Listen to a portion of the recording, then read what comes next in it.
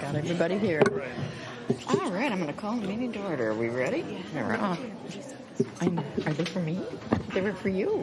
Oh, oh good grief.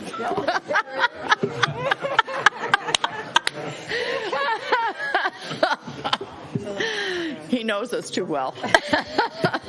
With that, I will call the meeting to order. The clerk will take roll. All will be noted. Would you stand and join me in the Pledge of Allegiance? I pledge allegiance to the flag of the United States of America and to the republic for which it stands, one nation under God, indivisible, with liberty and justice for all. Next is approval of the minutes of the November 23rd meeting. Councilmember Edberg, you had corrections? Yes, Madam Mayor, thank you. I just had the clerk distribute at the dais some suggested changes, all on pages 2 and 3, and there's one tiny one on page 5. Looking under 9A, paragraph 2, where it says, but never a vote on whether the city wants the project. I suggest wants is the wrong verb. I would suggest supports or approves of or something else, but my suggestion is supports. Moving down 2 paragraphs, next to the last line, these numbers will help determine whether or not to award $500 million. I'd like to make it clear that it's not the city of White Bear Lake, so to insert either Met Council or the Department of Transportation, whichever you would, whatever folks would. On the next page, paragraph 1, 2, 3, paragraph 5, it's simply to remove, it's Councilmember Walsh believes municipal consent vote to be within the limits, take out shared. And in the next paragraph, the vote was on the amendment, not on the amended resolution. So, all right. So with those corrections, are there any others? If not, I would entertain a motion to approve the minutes. Second. All those in favor say aye. Aye. Opposed? Motion. Oh, thank you. That's right. You were absent, as was I.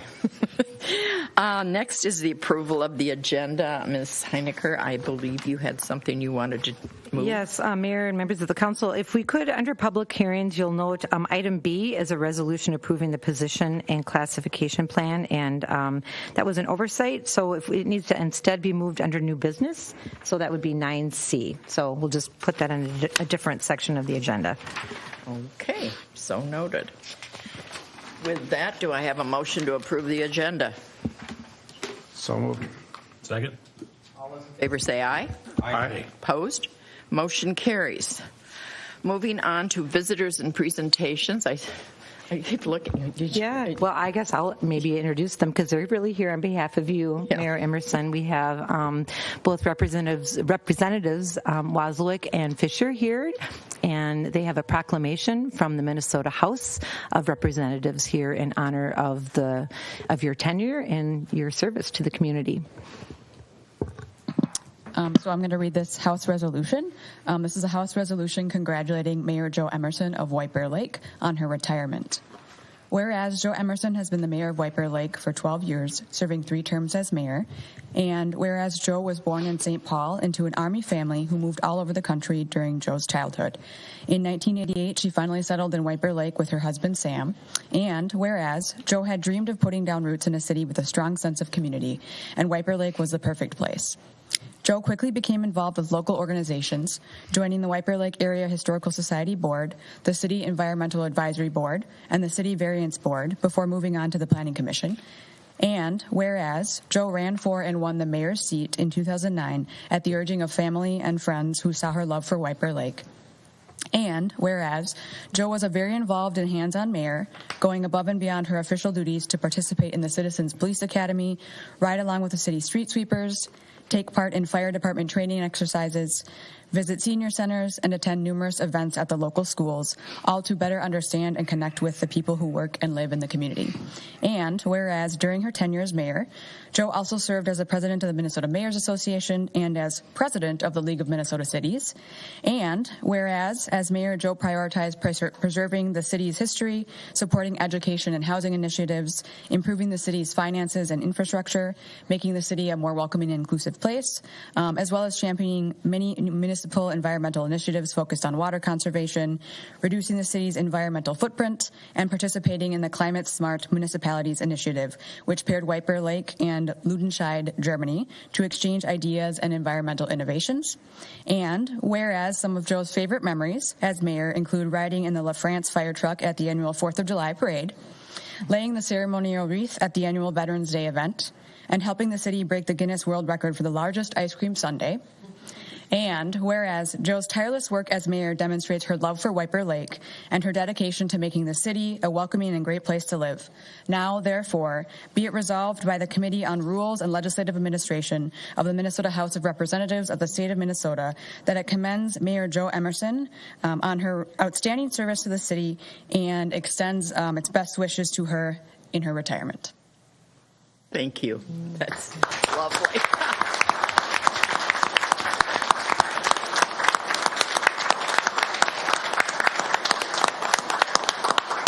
And we have a few other folks who would like to make some comments as well. They're going to come up next. Okay, thank you.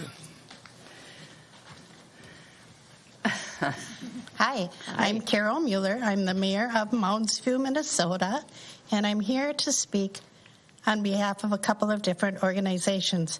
I'm actually going to change things up a little bit, and I'm going to focus on Doug Bean first. There you go. Ramsey County Sheriff Bob Fletcher was not able to come this evening. He had who knows what came up. Lots going on in the city, but he wanted me to speak to both Jo and Doug. And Doug, I'm going to start with you. You have dedicated over 25 years of your life to law enforcement. In your desire to serve, you've also served this community and served it very well. I had the pleasure of getting to know you through involvement in Ramsey County League of Local Government, of which you were the president for several terms. And on behalf of that organization and also the Ramsey County Dispatch Policy Committee that will be losing a vital member, we want to say, God bless you and thank you for your service, and remember to keep in touch. Mm-hmm. You're free as a bird now. Thank you. Congratulations.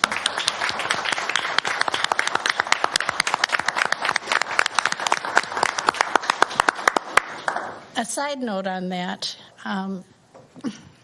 the Ramsey County Dispatch Policy Committee was so excited when White Bear Lake joined the dispatch center, the 911 Emergency Communication Center for dispatch of 911 calls.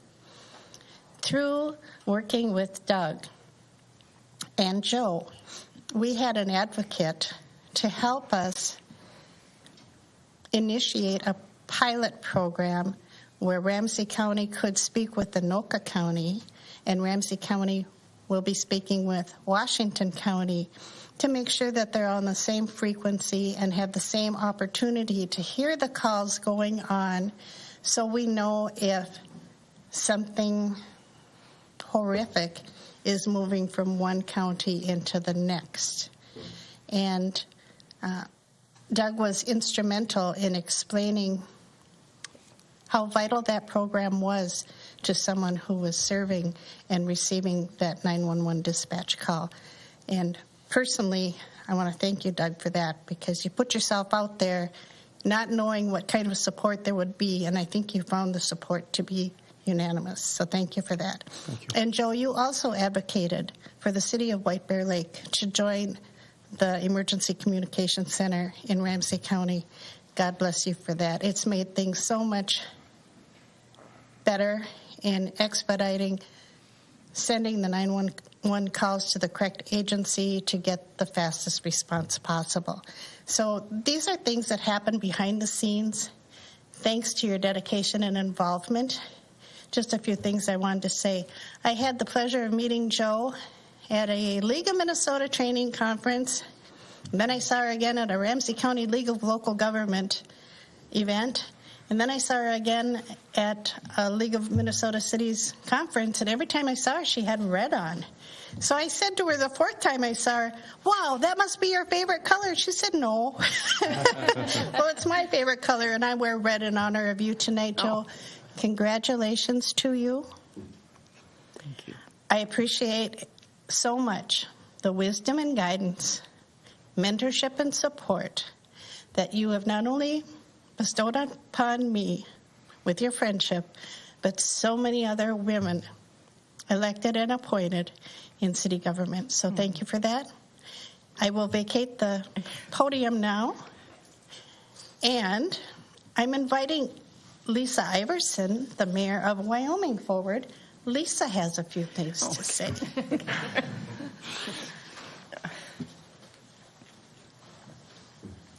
Good evening, Mayor Emerson and City Council. My name is Lisa Iverson. I'm the mayor of the city of Wyoming.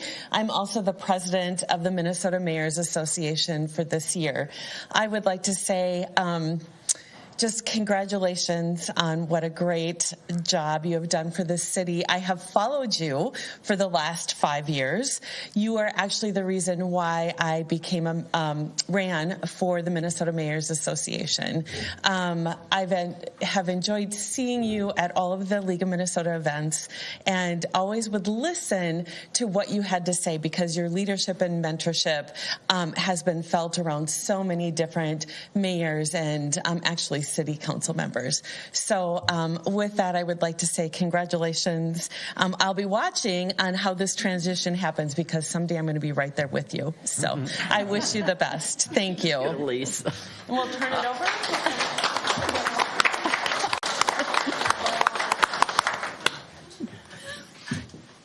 Good evening, Madam Mayor and the members of the City Council. My name is Desiree Crane. I'm the Secretary of Minnesota Women in City Government. And I wanted to reach out and say thank you, Joe, for all your years of service with Minnesota Women in City Government. I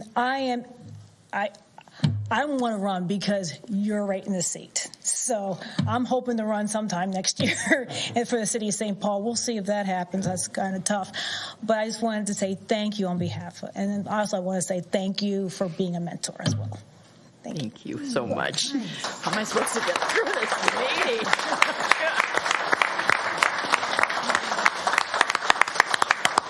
Okay, we're done. What? There you go. What? Recognizing Madam Mayor, because No, we can keep going. I mean, there might be a few more people that like me. I mean, who knows? Mayor, if I could, council, bear with me. So, Madam Mayor, you most importantly have been my friend over the 12 years. You've showed my daughters how to lead, not just in a city. You've showed everybody that's touched you that glass ceilings don't exist. Before that was the trendy thing to say. You are a very, very special person, and it has been my honor and privilege to learn and also be mentored, is a very good word. You are direct but not blunt. You are sweet but not sugary. He knows me. I'm very much so appreciative and say thank you for not only myself but the city. Thank you for your time. Thank you, Dan.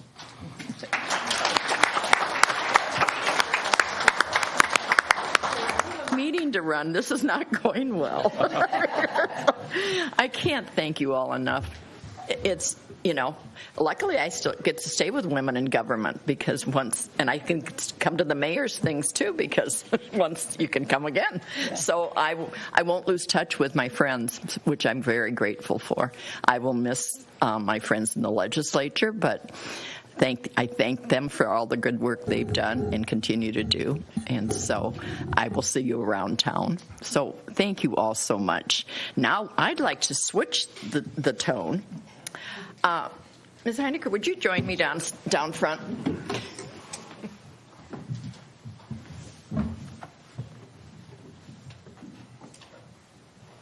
If there are tears, we still are very strong.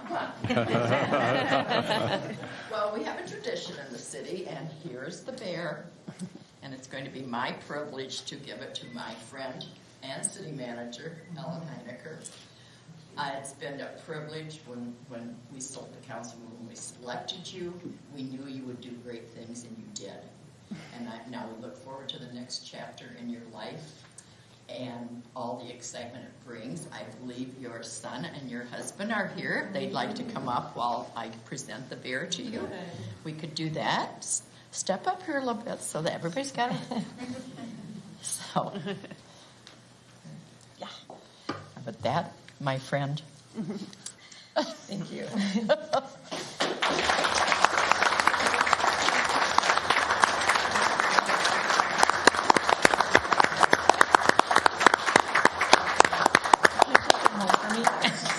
But just a minute, we're not done.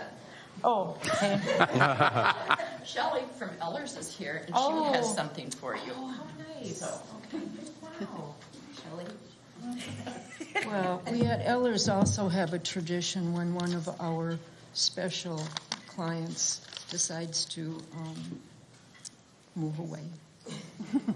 And we do some pretty decent sleuthing sometimes to try and figure out how long you've been employed at a city. Well, it seems like you came and went and came and went and came and went and came and you finally, we couldn't figure out when, but you finally came home in 2006.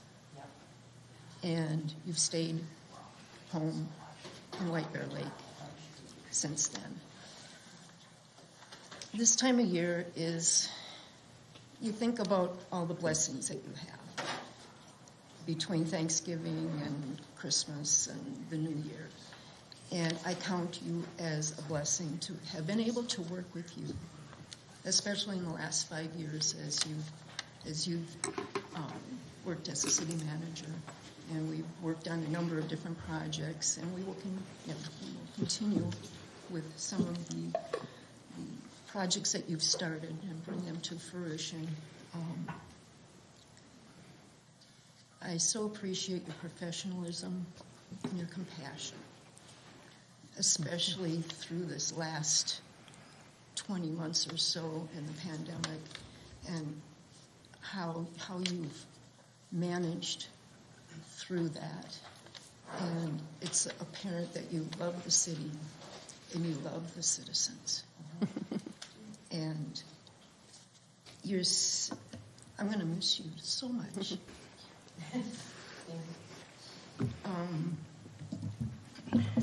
Look at that. We have at Ellers, back in the olden days before data went up, literally it's now going cloud.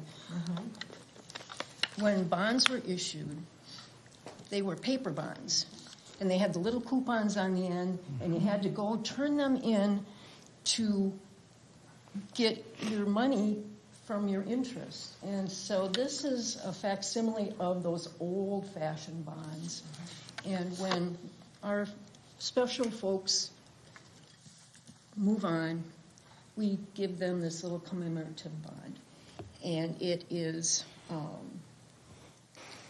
unlimited amount of interest. And it's unlimited distinguished characteristics of quality. And the registered owner is Ellen, the city manager. And we hereby certify that we are indebted to the registered owner, which is Ellen. Or if you want to transfer it to someone else, you're welcome to. It says right here she can. In recognition of your 15-plus years of service, most recently as a city manager at the city of White Bear Lake, and your dedication to public service.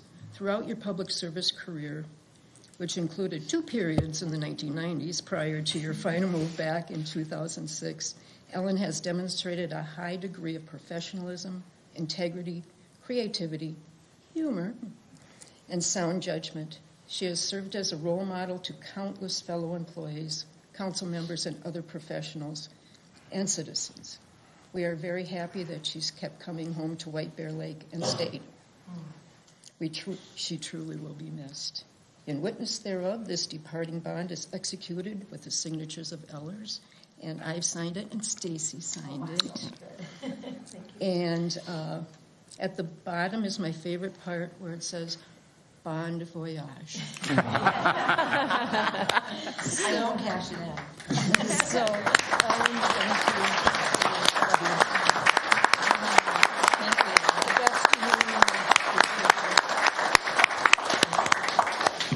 I'm not going to say very much because we have a really long meeting ahead of us. But just a couple of quick things. I'll turn to them for a minute. So pardon me. But first of all, wow, thank you. Yeah, look. Yeah, look at that. That's amazing. So that made me cry before the meeting started. So I'm not going to say very much. Tremendous staff. So you have a great organization. This is why I'm not doing any parties or anything, because it's just I get too emotional. But so thanks for being here, and thank you for being here. My family, as we all know, they bear witness to our work, right? And it's and there were times where they had to bear witness to some tough days. So appreciate all that you've done to support me through the years, and thanks for being here. And staff will be talking more. We have a couple days left still, and you know how I feel because I hopefully have said it a lot because that means it's important, right? Everyone, so excuse me for a minute, and then to council. I'm not going to say very much. You know in my heart's where I'm at with all of you and how I've felt about working at the city. Really happy for my next adventure. Very excited. But I will really miss working with all of you. What an amazing council. Your professionalism among your differences that arise naturally, and thank goodness, because who wants a council that all thinks the same? That would not make sense. Is just something that I talk about with all the other managers I'm connected with. I've been so proud to work with you, so thank you. But we have a meeting to do yet now, so Couldn't we just... So thank you. You're welcome. Thank you.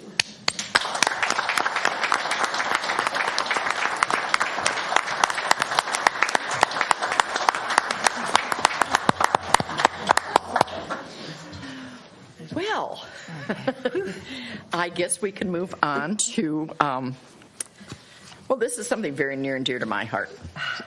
There's a great group up there. Yes. Do you have? I will introduce them, and I'm now into business. So, and this is a really fun thing to be able to talk about. Thank you all for being here tonight. Thank you, all our officers in the back. It's wonderful to see you. We are very fortunate to have the best police department in the state. That's along with the best fire department. We just do the best here. Right. We just do the best. So thank you all. Appreciate it so much. And you be safe, please. Stay safe out there. So, Mayor and members of the council, you can see on your screen here we have some members of the Welcoming and Inclusive Community Task Force. So welcome, everyone. They're here tonight. We're just going to say a few short things. We put together a brief memo that I believe the council's had an opportunity to read, but for those of you who are unfamiliar with this task force, the mayor appointed them an 18-member task force back in February of 2021. And really to develop a narrative around a couple questions. And one would be, what does it mean to be a welcoming and inclusive community? And asking the question, do our residents have a sense of belonging? And what is the city's role in all of that to further foster our sense of community that we're all so proud of and we hope to continue, right? The task force has done a lot of work over the past many months, and we still have some work to do. A lot of the research done through conversations with community members, through a community survey, conversations with students, and participation in the community conversations on race. It's a 5-part series. So all of that together that the task force participated in is going to be culminated and synthesized into a report that the council will have an opportunity to review, and then they will be reporting on it in February, on February 8th at the council meeting. So you can look forward to that. Have had an opportunity to talk to the mayor-elect, and are also in anticipation of that meeting on the 8th.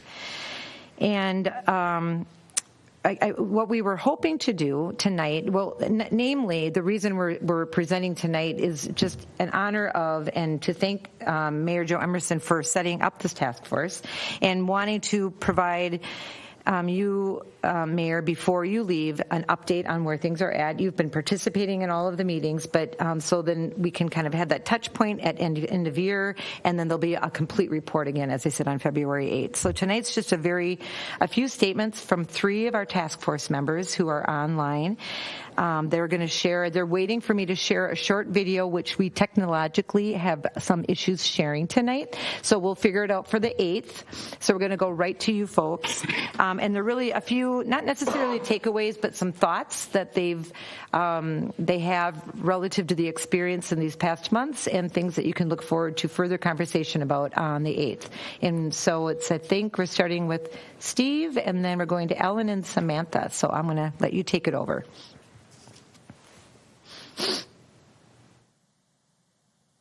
Oops, we can't hear you, Steve. Is that us? He's not muted. You can hear him? They can all hear you. We're going to give this just a couple seconds to see if it works. Oh, now we can. Well, I assume it must be in the council room. Yep, that's good. We can hear you now. That's good. Okay, all right, very good. Well, good evening, Madam Mayor, council members, neighbors who are in council room right now, which I cannot see, but it's a pleasure to be here tonight and speak with you. My name is Stephen Kelly. I have moved here to White Bear Lake in 2014. I live over on the sister streets, actually, towards Birch Lake. And it's been my pleasure to be a part of the Welcome and Inclusive Task Force. I just want to share with you all this evening that I personally believe this task force continues to be timely and that it opens unique channels of communication at a time when our community is undergoing a tremendous amount of change. Indeed, having moved here in 2014, I actually see myself as being reflective of that change. I did not grow up here myself.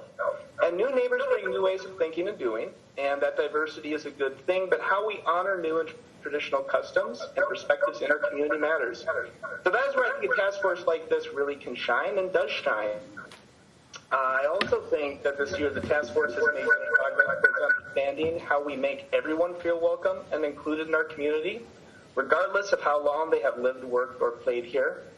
The task force accomplished this by working to cultivate authentic channels of communication, to connect friends and neighbors in important ways.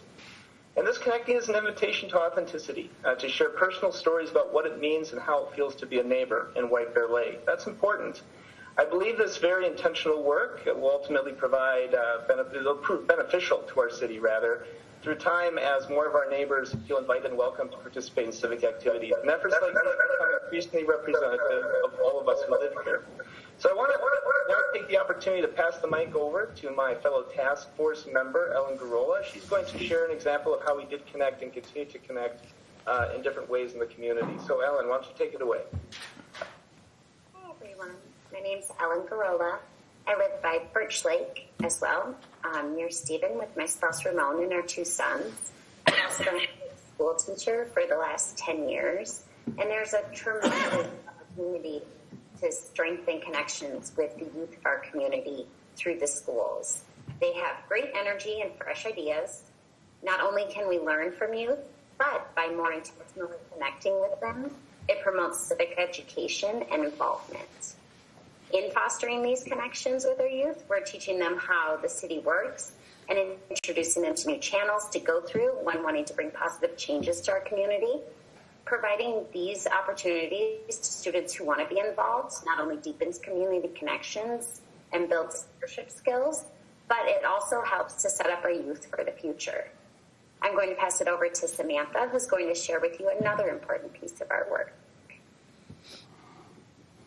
Good evening, everyone. My name is Samantha Gunderson, and I was born, raised, and currently reside in White Bear Lake on the south side. I've worked for the school district and for Century College in the past. It's been an absolute honor and a privilege to serve with the Welcoming and Inclusion Task Force, and I really thank you for having us tonight. So the message of our work really closely aligns with a well-spoken message I recently heard at a local school board meeting, which stated the mantra, "Nothing about us without us is for us." Our community members are consumers, and our work as a task force has really focused on engaging the community as our partners. We've made really strong connections in the community through our work and really gained valuable insight, which will be represented in our report in February. The primary focus on our task force was how we can make our community more welcoming, comfortable, and enjoyable place to live through the voices of our own community members. So White Bear Lake will benefit in sustaining and nurturing the connections we made as a gauge to understand how we're doing and what we could be doing better.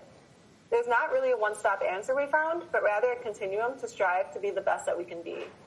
So while COVID has really been a challenge, with our community engagement, our work has really helped us lay the groundwork to continue the strong partnerships and create that sense of ownership within the community and utilizing valuable insight to make White Bear Lake a more welcoming place to live.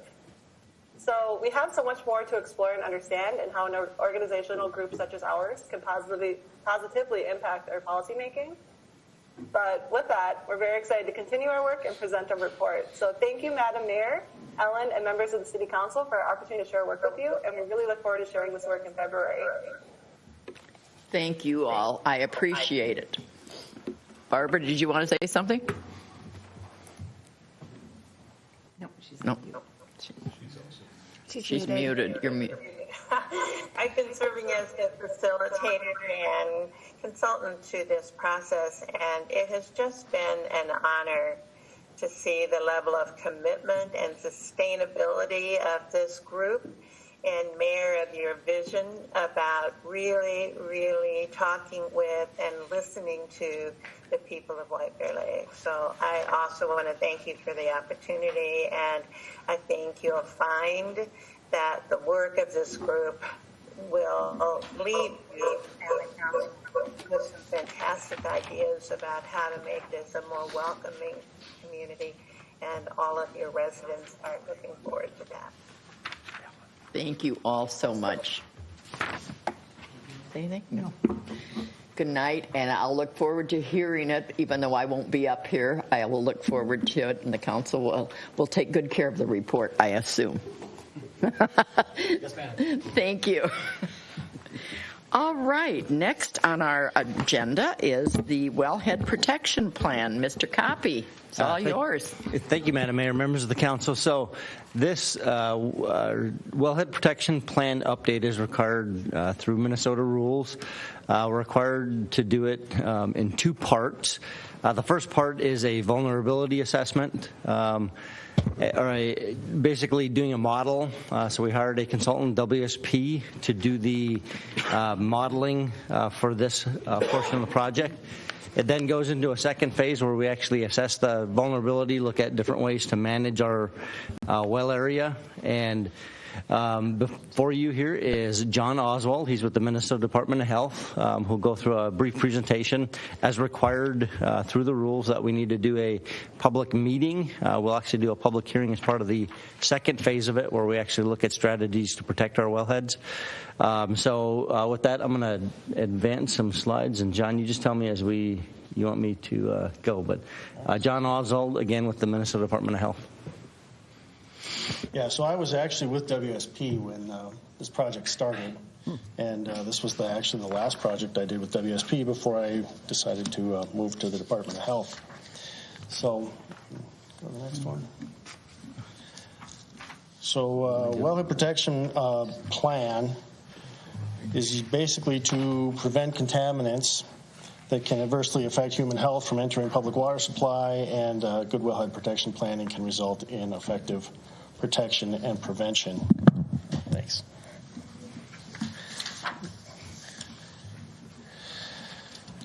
The state wellhead protection program actually grew out of the Federal Safe Drinking Water Act of 1986. The Minnesota Department of Health was assigned program authority in 1989. Different states have different agencies that have authority. Some of them have the Department of Natural Resources, some of the Department of Environmental Quality. In Minnesota, it's the Department of Health. And the requirement is that a science-based approach be used to protect drinking water sources, as opposed to what had been done before, which was anywhere from nothing to just simply like drawing a circle around a well on a map. So as Mr. Coppe said, the plan is in two parts. Part one is primarily the what and where, which is essentially looking at where's the water coming from, what materials is it flowing through on the way to the well, and importantly, what materials are present between the aquifer and the surface. Part two is more looking at activities that happen on land surface, things like inventorying the various contaminant sources that are nearby, management practices, how are those contaminant sources stored and managed, and then a contingency in case the water system is compromised. So plan amendments, that's what this is, because the original plan was actually done more than 10 years ago. So this is an amendment which is required every 10 years, which is to basically update the plan and include any changes that would be the location, changing the location of the well, adding new wells, turning old wells off, changing the volumes. If you have, say, new industry that's pumping more water, or maybe industry left, or you have population increasing, or conservation measures that are working, all of that is incorporated into the new plan, as well as any new geologic information, where new wells drilled in the area that give us a better idea of what's going on under the ground, and then any other information that's applicable to the plan. So the objectives of part one, which is what I'm talking about because that's what has been finished, is again, where is the water coming from, what's it flowing through, and what is between the surface and the aquifers of interest. And if you look at this, so we usually use models, so usually a ModFlow model. This particular project was using, the base model was the Metro Model 3, which was developed by Barr Engineering for the Met Council about 5 years ago. And you can see here the groundwater flow in this area is generally from the northeast to the southwest towards the Mississippi River. We know that in the area here, it's primarily for the wells, the city wells, it's flowing in the Prairie du Chien and Jordan aquifers. There are extensive areas of clay and shale over those aquifers that provide a good amount of protection. So as you can see in this one, this is the wellhead protection area is the wells. Well, in this particular one, you can see the different colors are 1, 5, and 10-year path lines for a single well or a single model run. But because there's a lot of uncertainty in the various parameters that are used in the model, and it's just a heterogeneous situation in the ground, we use a lot of different models and run a lot of different path lines, so it would get really complicated. So the black line actually encompasses all the path lines for all of the different models that were run, and this essentially provides a safety factor when you're completing the wellhead protection zone. This zone is pretty much the same as the original one from more than 10 years ago. It's slightly rotated to the east, but the vast majority of it is exactly the same. So once we have the wellhead protection area delineated, we run a line around it called the DWSMA, the Drinking Water Supply Management Area. And this is essentially because the blue line is kind of amorphous and it cuts through things, and you can't really tell where it is all the time. And so the DWISM boundaries are lined up with the land survey lines and primarily with major roads. So you can basically be able to say this side of the road is in, this side of the road is out.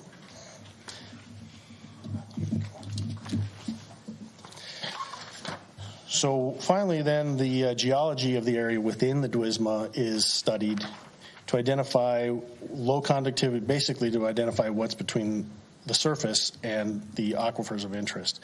So in this area, there's a lot of clay, a lot of shale, and so you can see the green areas represent areas of low vulnerability.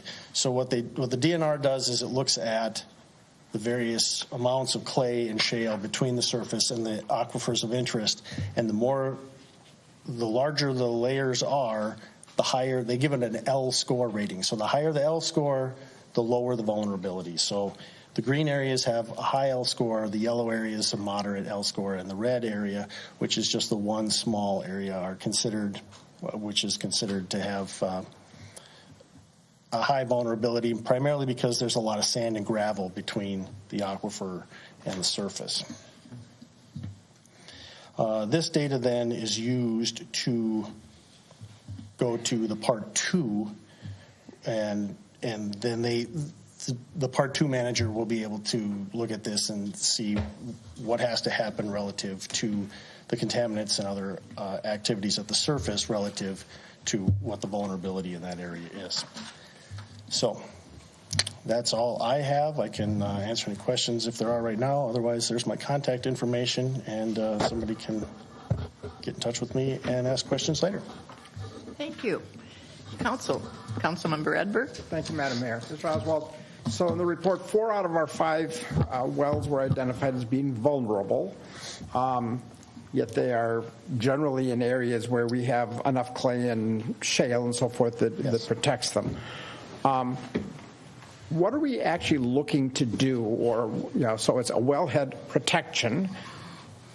Do we simply rely on what Mother Nature and geologic forces have given us, or is there an active phase of what we do to prevent contamination?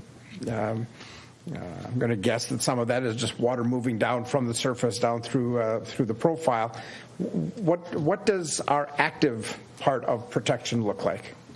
It pretty much looks like just keeping track of what's going on in the ground. So we have recommendations at the end of the plan for continuing to sample wells and make sure that you know what's in the aquifer around your wells. They're listed as vulnerable primarily because there was tritium in the water, which is an indication that water is slightly younger. Basically, it's since the atomic age. Yes, it's a tracer from the atomic age, but it could be 50 years before that gets to your wells, and so that would be about right for now. And so it doesn't. It's just saying that the water is slightly younger. It's not saying that they're actually vulnerable to anything in the immediate future. They do look at the well construction to make sure that the well casings are tight, so nothing can just go straight down the side of the well and get into the water supply. So there are active measures taken. So when we've had a fair amount of conversation at this table about the movement of subterranean water. It has something to do with lake levels and a few other things. So the northeast to southwest pattern is not a surprise. Is there any new things that we've discovered in this process and the updating and so forth that sheds any light on either the volume of water, the rate at which it moves northeast to southwest, anything along those lines that might give us insight into how either our wells or somebody else's are influencing that pattern, or what our risks are for upstream contamination or whatever? No. The other wells, other high-capacity wells, were all included in the model, and their pumping rates were updated. So that's all added in. So the path lines in those wells are updated with that information in the model. But otherwise, anything else is beyond the scope of what this needs. And so the phase 2 isn't going to shed any additional light on any of those topics. All right. Thank you. Anybody else? Councilmember Walsh. Thank you, Madam Mayor. Maybe for Mr. Coffey, just remind us, we have 5 wells. We're using 1 or 2 of them, or just what are we doing in terms of usage? And then what about testing? Do we crank them up once in a while, the ones we're not using, to make sure they can bring water up still, or how does that work? Councilmember or Madam Mayor, Councilmember Walsh, we're currently pumping with 4 wells. 1 is basically mothballed. We have not pumped in it for some time. The 4 of which we do, 2 of them are primary wells that get most of the water. We do, during peak times during the summertime, do use the other 2 wells. So yes, we do keep the 4 primary wells that we use are kept up. They're routinely run. They're tested. So. Okay. Thank you. Okay. Well, thank you very much. We appreciate it. It's always good to know about our water. Thanks. Thank you, John. All right, moving on to item number 5, which is the Truth in Taxation hearing. Did you want to say something? Thank you, Mayor, members of the council. I do have a presentation. Tonight is the night where we have opportunity for anyone who is present to, when the public hearing is open, to speak to the tax levy and or related budget that the council will be considering for tonight. They did back, it was in September on the 28th that the City Council did adopt a preliminary tax levy of $8,080,000. And at that time, the council understood that the tax levy could not be raised from that amount, but there would be opportunity to lower that amount if so chosen. We've had discussions with council since then about different aspects related to the budget, but if we have an opportunity, I don't know, is the PowerPoint, we can turn that on now, and I'll just run through this. I'll try to, many of you on council, all of you on council actually, because we've worked together now for 6 years, have seen some of these slides, but in different formats, but I think it's important for those who are watching to understand our process. So our process for budgeting begins actually in January and February when we start doing our internal review of the capital improvement plan. It says 5 years, but really we're kind of pushing that out to 10 now to correspond with our long-range financial plan. We then, in March, we have a work session with our council, typically in March, but this year it was in March, to review the capital improvement plan that looks at significant purchases, equipment purchases, looks at how we plan out our streets. Significant street or city investments is what would be included in that capital improvement plan. And then what corresponding long-range financial plan that kind of looks out over a 10-year period, what are our upcoming significant investments that we need to make as a community, how will we be paying for them, what do we do this next year to help put us in a position to better level out any tax impact over that time period. So a lot of work goes into that with the council in that first part of the year. Once we get through that process, we then move into more operational budgeting and look at some equipment, but that would be our department budgeting internal process in May and June. And that goes actually through July where departments work on it, and then both the finance department and city manager's office, we look at those budgets that are being proposed and review and go and work through that to make sure that we're doing what's needed, but not doing more than's needed. And then in August, council has an opportunity to review that work at a work session in preparation for their September meeting, when there's additional conversation on the proposed budget and what the corresponding tax levy would need to be in order to support that budget. So that is then adopted by council in September, a preliminary tax levy.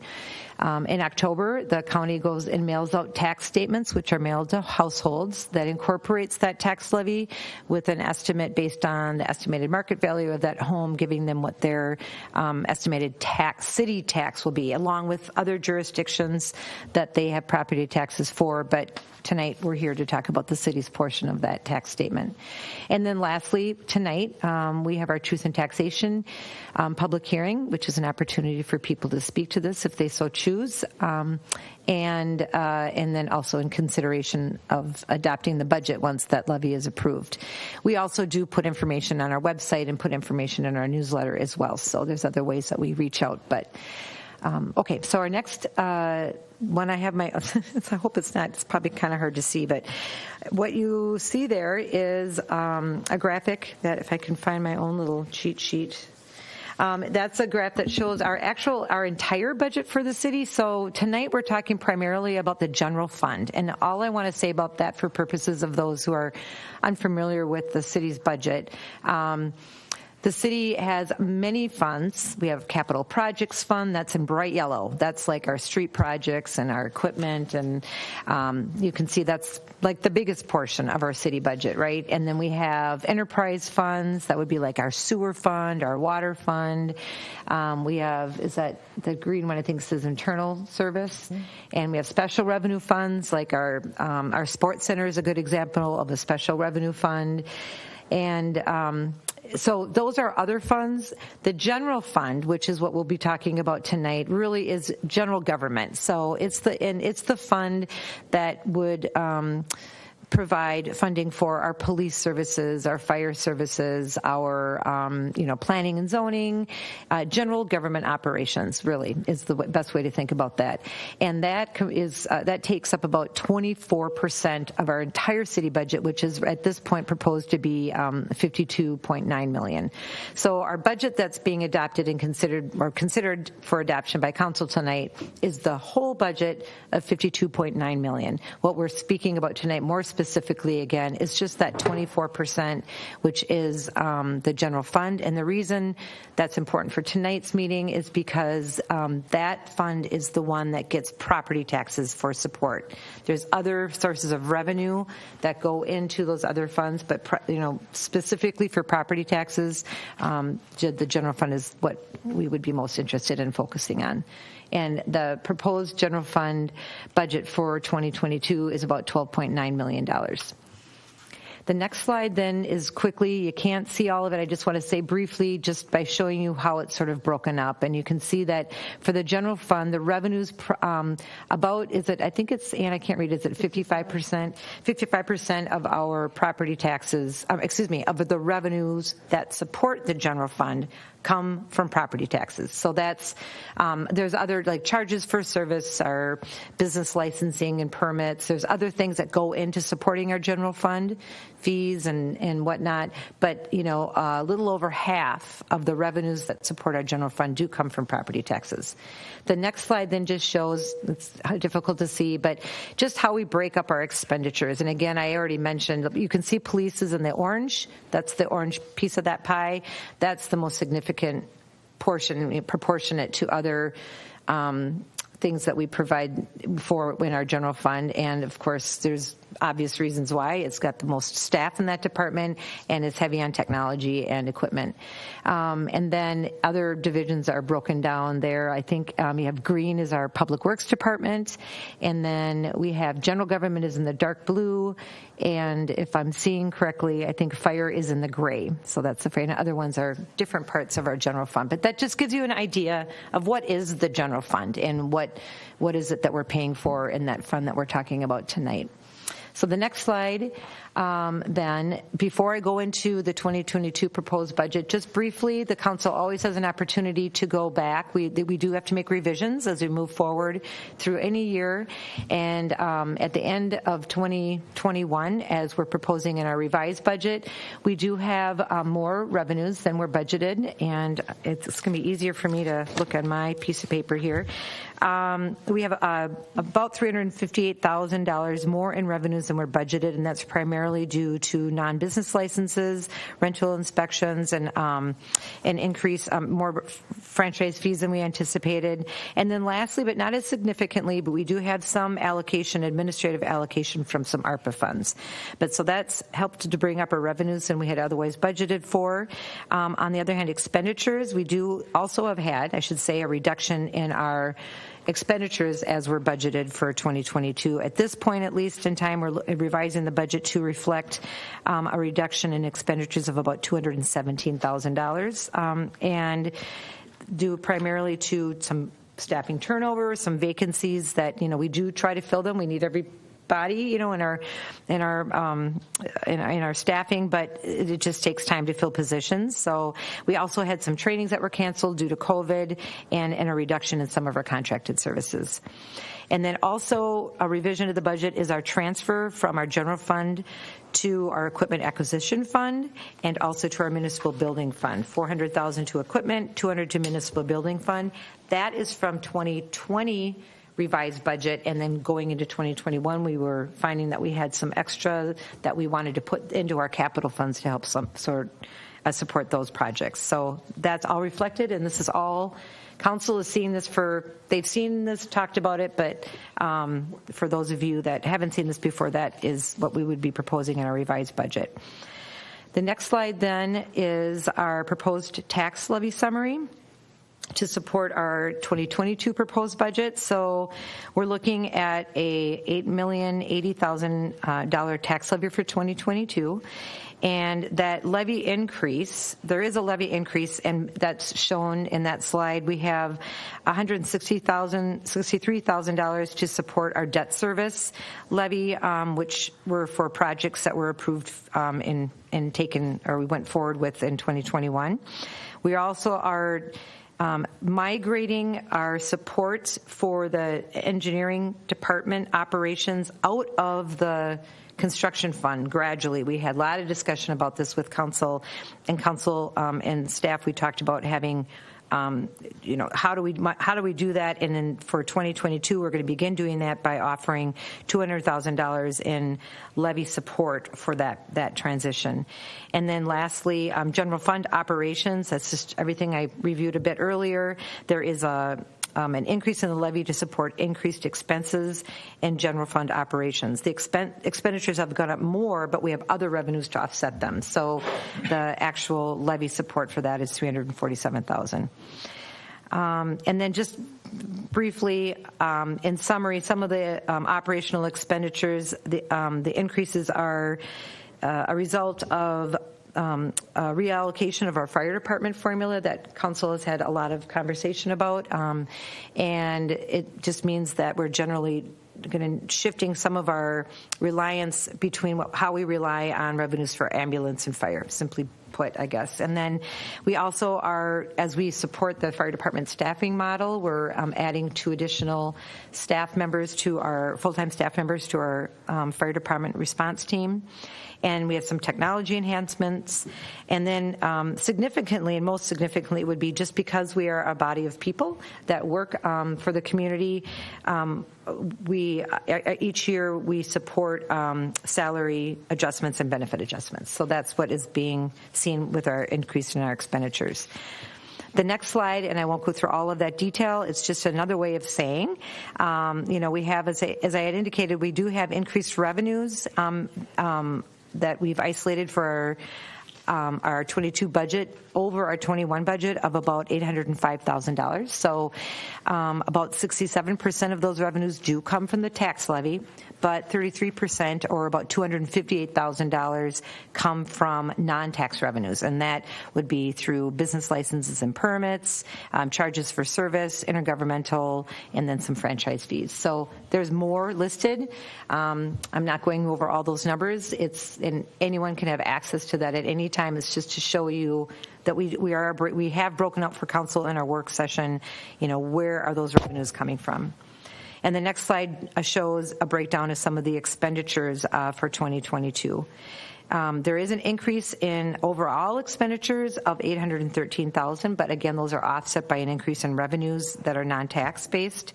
And it's important, again, to note that, personnel costs do account for about 80% of our expenditure increases. It's like when you go to the school district and because we're talking within the general fund, that supports our, just our operations primarily. So which is people. And so that is where most of that goes. The next slide does show a breakdown of our personnel expenses, and you can't see all of that on there, but I can tell you that about maybe 20-25% would be for the new positions we have in fire, and also some other staffing changes in a few other departments. The remaining would just be for existing employees and those salary and benefit adjustments that we discussed. This next slide then goes on to the other two categories. In addition to we have an increase in expenditure in addition to personnel and supplies, a net increase, because we've, every year there may be an increase for some costs. So every year we'll go through and there's some supplies we cut. So we went through cuts, but there's things we had to add, and there was a net increase then of roughly $65,000, including things like equipment repairs for vehicles, street light repairs, and some survey equipment for engineering department. That's just to highlight the items that are more significant in terms of our expenditure changes. Other services, there's a net increase of $130,000. Again, there's something we were able to cut, but then we've had to increase some others. And some of them are offset. So those are expenditure increases, but some are offset by revenues. For instance, we're going to be doing more contracting with building and permit plan review assistance because we have very significant review and inspection work to be done with all of the school district work. And so we're paying more to get that done, but there's revenues that are coming in to help offset that expense. So we're listing it as an expense, but some of these expenses are offset by revenues. It's just how we break it down and we talk about it when we work through it in council. Boulevard tree removal, that's becoming more significant as we go through the emerald ash borer phenomenon. And then, technology. Each year we have some different technology systems we continue to try to upgrade in our efficiencies internally, and so some of that goes towards technology. So on a more broad level, that was our kind of a budget overview. And then so very generally, but importantly, obviously we're here to talk about how does this levy impact property taxes for our, we talk a lot about residents. Council has information in terms of how it impacts the commercial properties as well. But typically it's the residents that we hear from at these types of meetings, which is why we tend to focus on that for tonight's presentation. But the taxes themselves, they're dependent on two things primarily. Whether or not your taxes go up or down. It's going to be how is your property value responding to the market? Is your property value going up a lot? Has it decreased for whatever reason? So that's going to have an impact on the property tax change in the city portion of your bill, and any portion of your property tax.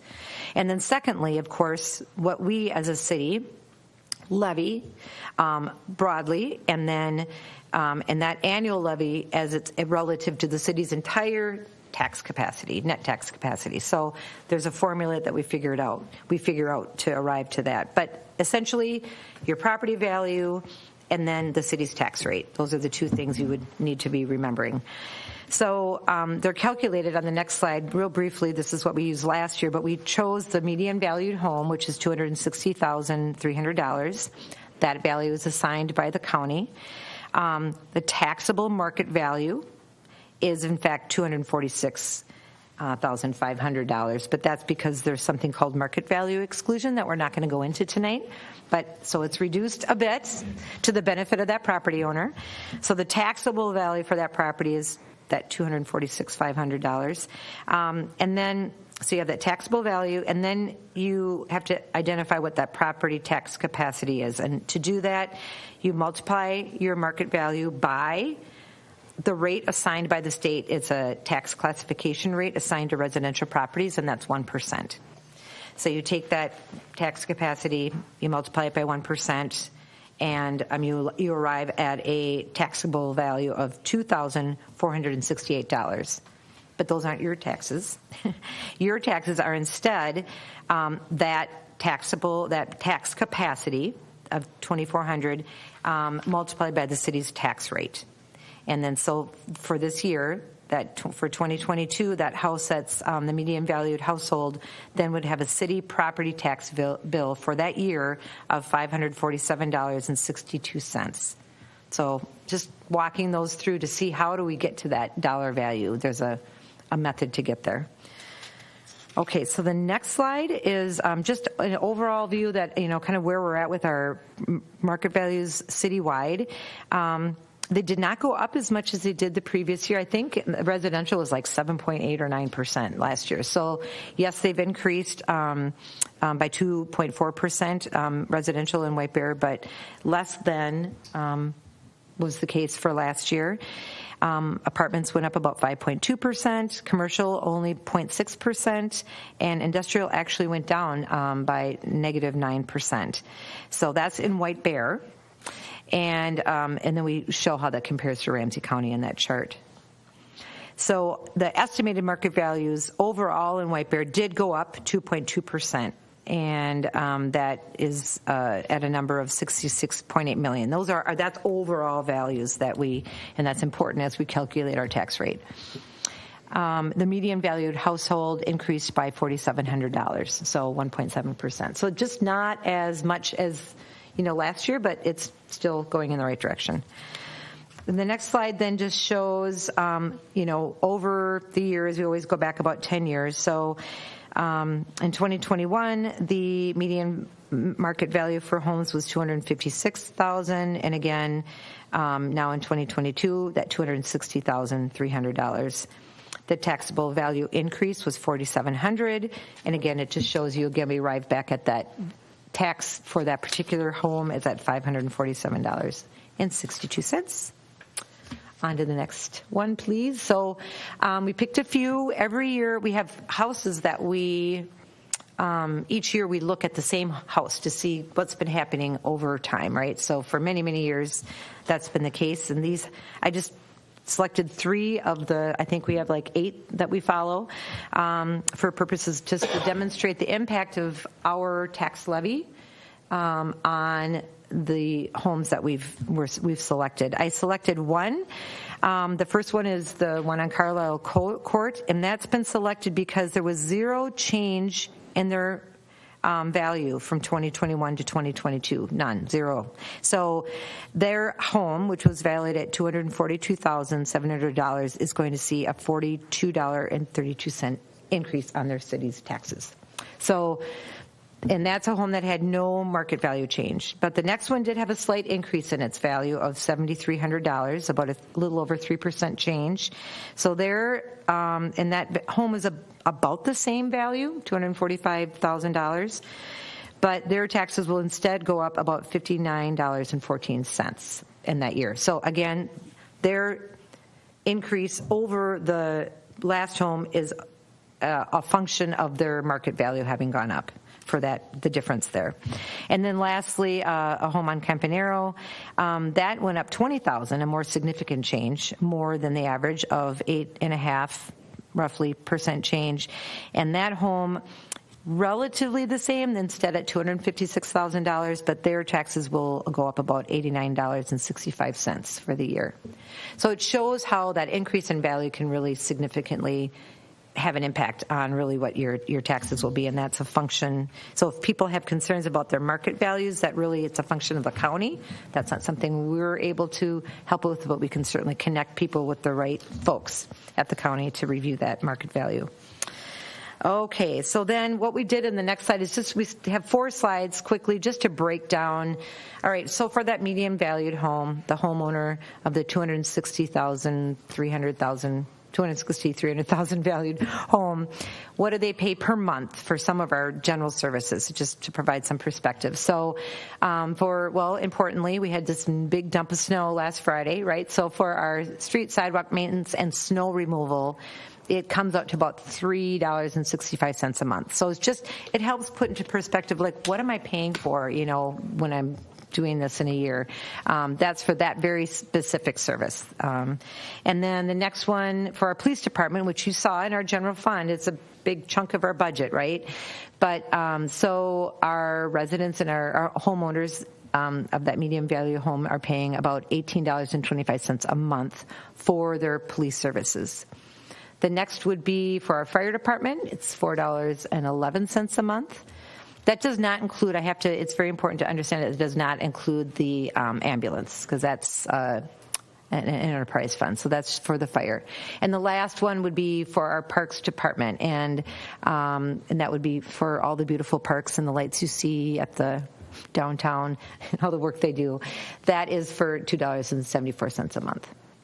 So then I just have two more quick slides, and I'm not going to give a lot of detail, but it's really important to highlight because a lot of people are hearing about the American Rescue Plan and how does that fit into what we've been discussing with the council about budgeting and our tax levy and operations and how can we be using that. Well, we've had significant conversation with council.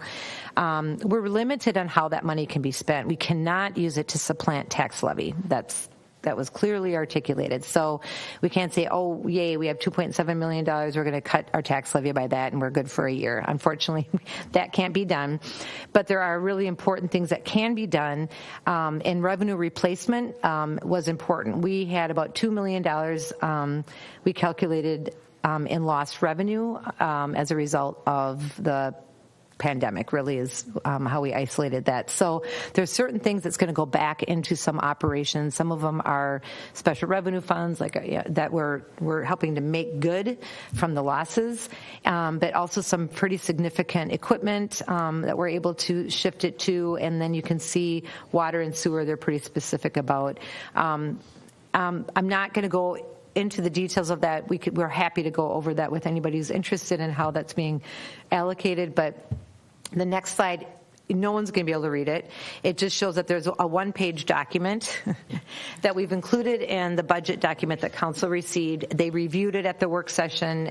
We've had a lot of conversation about how to use this money. We have 3 years to spend it.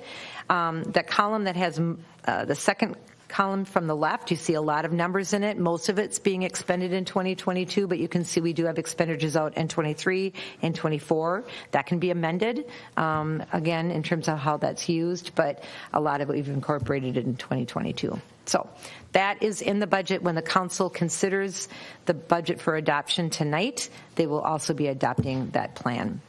And then lastly, is the recommendations that are being forwarded. There's 5 resolutions for council's consideration. So after the public hearing, we first ask council to consider the tax levy because the tax levy is what will support the budget. And then we move down through the rest. So Mayor is very familiar with that process. And so that's the end. If there's any questions you have, I don't know if you want to open it up to the public hearing first or... Yeah, why don't we do the public hearing first, and then we'll come back as we discuss the resolutions. I'm sure the questions will come up. So with that, I would open up the Truth and Taxation hearing. If there's anyone in the audience that wishes to come up and speak about their property tax, now would be your opportunity. Anybody? Seeing no one coming forward, I will close the public hearing, bring it back to the council. Now, council, do you have questions that you would prefer to do per each resolution, or just how do you, what will make it easier for you to make your decisions? You can do it either way, or if you have something that you need to get said right now. Okay. Well, Madam Mayor, I mean, we've, as the presentation showed, and I know I say this a lot, but we've spent a lot of time on this budget on the folks at the dais here. So, and frankly, I thought the presentation was really good. I mean, it is your last meeting, though I do have a series of 15 questions about the relationship. I'm sorry, you'll have to get... The relationship between LGA, the fiscal disparities. You didn't get into fiscal disparities at all, and then the market value exclusion. So, number one, I'm just kidding. Well, why don't you put them in writing, and we'll see if we can get to them sometime. Well, with that, why don't I just start with the first resolution, which is a resolution adopting the revised 2021 budget and the proposed 2022 budget. Do I have a motion? Move to approve. Second. I have a motion and a second. Is there any further discussion? Councilmember Bean. Thank you, Madam Mayor. I just want to thank staff for all the work that they put into this. They make it very easy for us to read, understand, comprehend, follow along. And I believe that our city has done a fantastic job when it comes to, one, getting things done, but getting things done without wasting money. I still go back to the chicken ordinance discussion where we were doing the public hearing about our taxes after the chicken ordinance. The council chambers was packed for people that were for and against chickens. And after that was done, one person was left for the truth and taxation, and that person complained that we didn't do enough. It's. But with that, I would thank you, staff, and I'd like to move approval. We already have a motion and a second. Yeah. So anyway, Councilman, right. I still have discussion That's right. going. Councilmember Edberg. Thank you, Madam Mayor. So I just want to put a marker down that when we adopted the preliminary budget, we made a conscious and unanimous decision to begin I'll call it correcting, adjusting the way we have financed the engineering department. We still have work to do on that. We made a $200,000 decision to support those costs, but there's more work to be done. And I applaud management on bringing in and proposing a 2021 revenue budget that ended up being conservative. We ended up with revenues higher than budgeted, and we ended up with expenditures lower than budgeted. Net gain of about $600,000. So when it comes time to have that conversation next year, I just want to remind everybody that we still have this engineering thing that we should continue plugging away at. Thank you. Anybody else? If not, I will call for a vote. All those in favor, say aye. Aye. Opposed? Motion carries. Moving on to resolution adopting the 2021 tax levy collectible in 2022. Move to approve. I have a motion and a second. Is there any further discussion? If not, all those in favor say aye. Aye. Opposed? Motion carries. Moving on to resolution committing fund balances for specific purposes. So moved. Second. I have a motion and a second. Is there any further discussion? If not, all those in favor say aye. Aye. Opposed? Motion carries. Moving on to resolution authorizing city contributions towards employee and volunteer recognition programs as presented in the 2021 and 2022 budgets. So moved. Second. I have a motion and a second. Is there any further discussion? If not, all those in favor say aye. Aye. Opposed? Motion carries. And finally, moving on to resolutions authorizing and acknowledging city involvement in promoting business and cultural activities in White Bear Lake as presented in the 2021 and 2022 budget. So moved. Second. I have a motion and a second. Any further discussion? If not, all those in favor say aye. Aye. Opposed? Motion carries.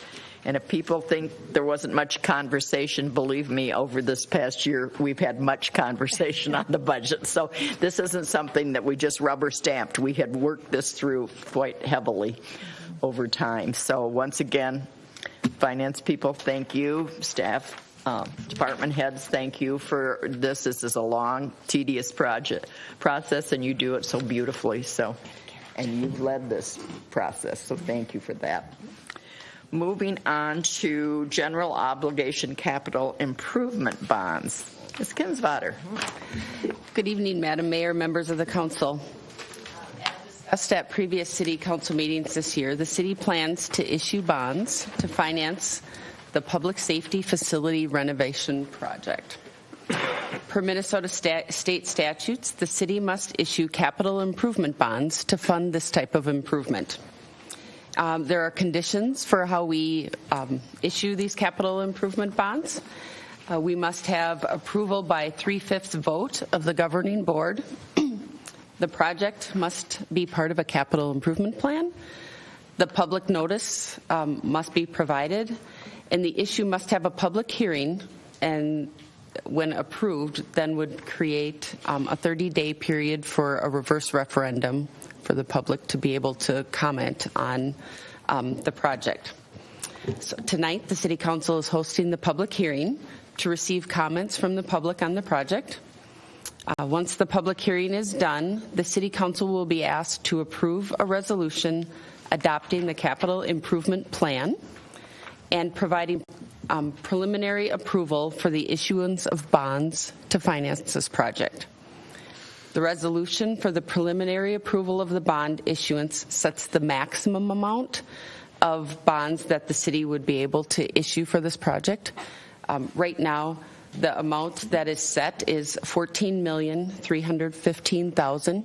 This would be for the project and all of the expenses that come with issuing the bonds.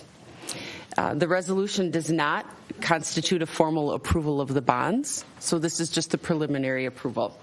The City Council will consider the formal action of the bond issuance once they open the project bids in 2022. So at that time, the city can choose to issue bonds at an amount less than that $14,315,000, but we can't increase the amount to anything more than that figure. So by approving the resolution tonight after the public hearing, that begins the 30-day period in which a petition signed by at least 5% of the voters from the November 21 election can be submitted to the public, to the city clerk. If no petition is received during that time frame, the city may proceed with the project and use the bond financing plan. If a petition is received, the City Council will need to either hold an election on the project, seek alternative financing, or to abandon the project. So staff recommends approval of the resolution following the public hearing. Thank you very much. Are there any questions for Ms. Kinswater right now? If not, I will open this up to the public. If there's anyone that wishes to speak on this issue, now would be your opportunity. Seeing none, I will close the public hearing, bring it back to the council. Gentlemen, Councilmember Edberg. Thank you, Madam Mayor. Ms. Kinswater, we know that the estimated cost of the project is increased. We got that news 2-3 months ago from our architects. Got it? Makes sense. We know that there's cost of issuance, and then in your recommendation this evening, there's an additional, I believe it's 7% as an additional contingency. Do we have reason to believe that that contingency is required, or are you, since we can't increase the value of the bonds later, are we just being prudent in adding additional cushion, or has additional information come forward to us that suggests that we need to plan on additional expenditures with that contingency? Can you elaborate on that, please? Madam Mayor, Councilmember Edberg, there hasn't been any increase in any of the costs. That's just a contingency that we've added, knowing where the market has been in the past couple of months, to be conservative, since you can't increase the amount of bonds next year once you approve this amount. So you will be able to reduce that amount out if there aren't any cost increases. And to date, have there been any noticeable, measurable, or notable changes in bond rates in comparable sales of bonds? I mean, theoretically, we're 30 to 60 days out, so that things could change. But based on what we've seen so far, we received some numbers. Do we have any reason to believe that cost of issuance is going to go up? Not cost of issuance, interest on the bonds is going to be going up. What's our sense there? Madam Mayor, Councilmember Edberg, I don't believe, that's a great question, and I don't believe that there's going to be an increase, but I'm going to look here to Shelley, who is here from Ellers, just so that she can give us the most current information to answer your question. Thank you. Madam Mayor, Councilmember Edberg, Shelley Eldridge with Ellers and Associates. The bond market, we are not seeing a lot of movement in the bond market. Okay.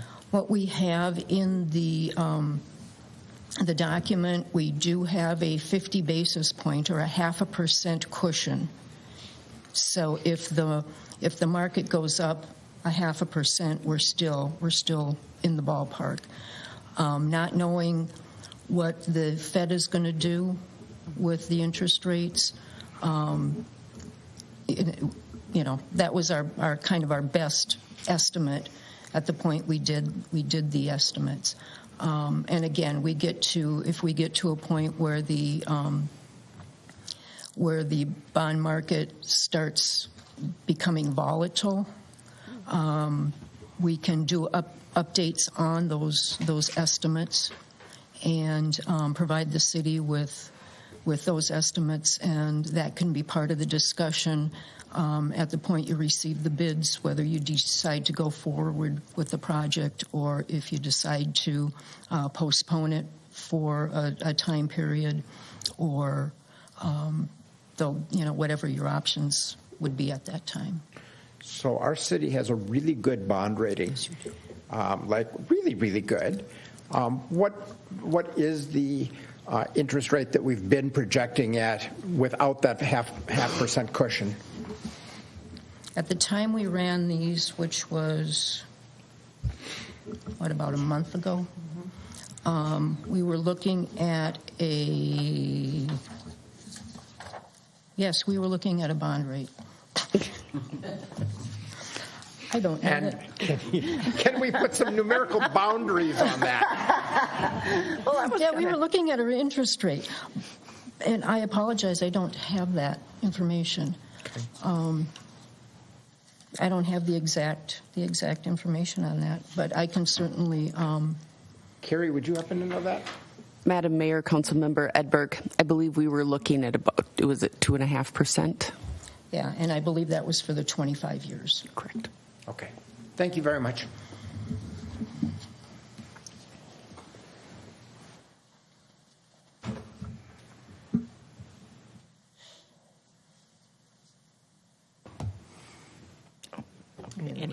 Anybody else?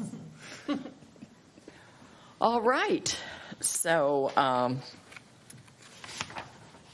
we have this project now. Do I have a motion to approve this? Move to approve. Second. I have a motion and a second. Is there any further discussion? If not, all those in favor say aye.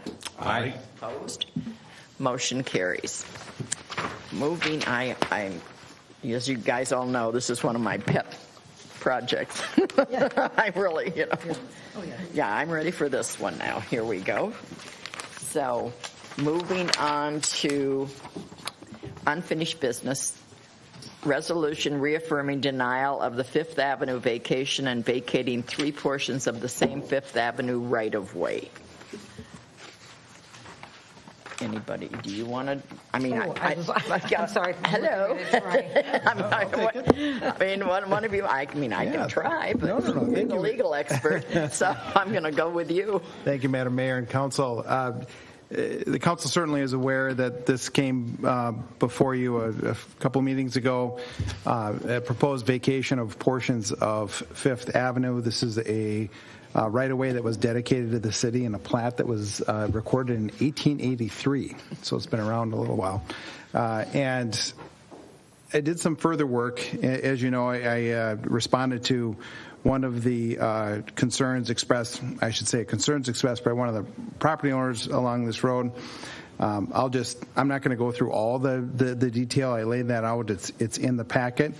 But after spending, frankly, a lot of time on this, and as staff indicated as well, this really was a simple mistake. The city council was approached in 1977 with 2 petitions to vacate different portions of Fifth Avenue.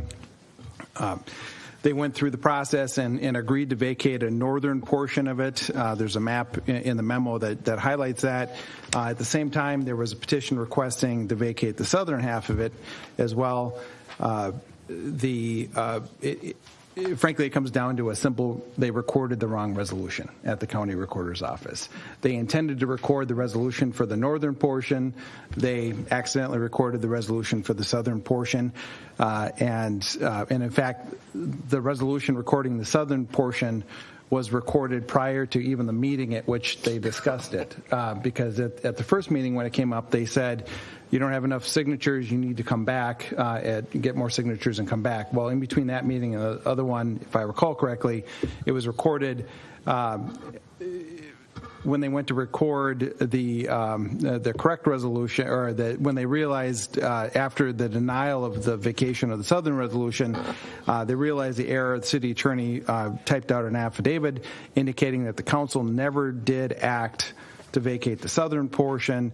That was recorded in error, and so that's not to be relied on.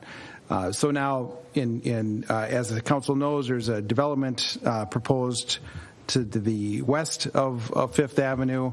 The proposed access would go across Fifth, the remaining portions of Fifth, just the street ends, coming across from a parallel or perpendicular street.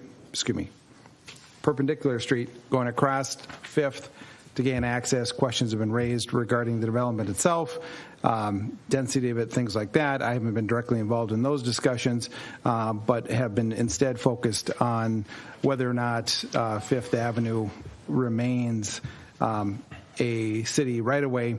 And through this rather long memo and letter I wrote previously, concluded that yes, in fact, it's my opinion that what I call the southern portion of Fifth Avenue does remain a public right-of-way.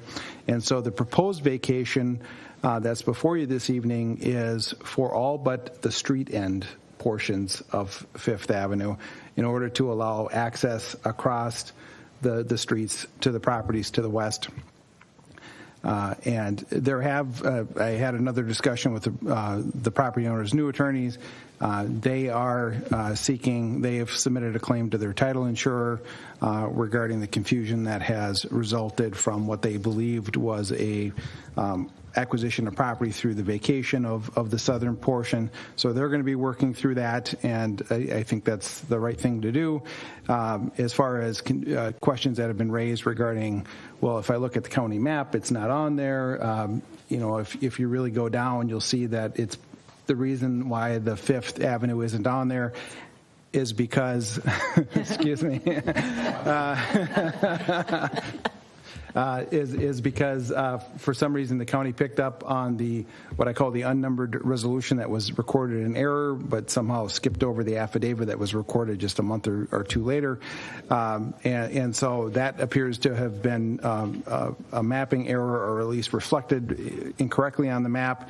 The point is, none of that conveys title, and so we're back to. The city received this in 1880, whatever I said, 83, excuse me.